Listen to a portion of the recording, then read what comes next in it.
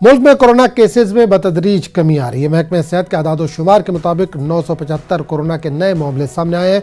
गुज़िश्ता 24 घंटों के दौरान 4 अफराद की कोरोना से मौत हुई, जबकि इसी अरसे में 796 मरीज कोरोना से शिफायाब भी हुए। फिलहाल 11,000 से ज्यादा एक्टिव मामले पाए जा रहे हैं।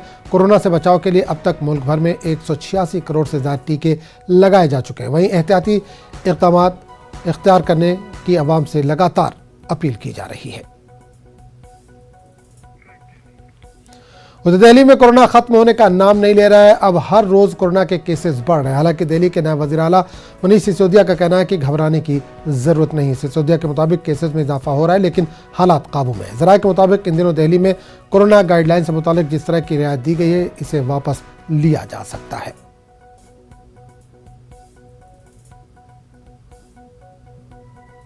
देश की राजधानी दिल्ली में कोविड खत्म होने का नाम नहीं ले रहा है।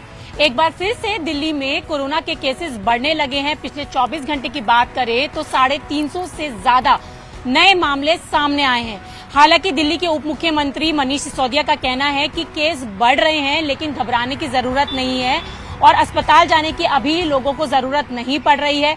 इसके साथ ही आपको बता दें कि दिल्ली के प्राइवेट और सरकारी स्कूलों में बच्चे भी पॉजिटिव पाए गए हैं। करीबन 15 बच्चे पॉजिटिव पाए गए हैं और सरकार इस पर पूरी निगरानी बनाए रखे है। और आपको बता दें कि 20 अप्रैल को एक अहम बैठक होने जा रही है डीडीएमए की।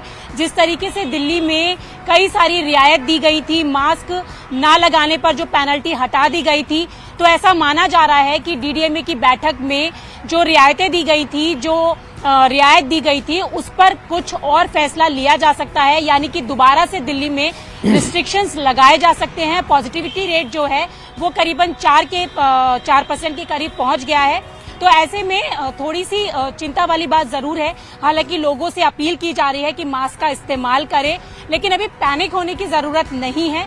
तो अब ये देखना होगा कि 20 अप्रैल को होने वाली डीडीएमए की बैठक में क्या कुछ अहम फैसले लिए जा सकते हैं।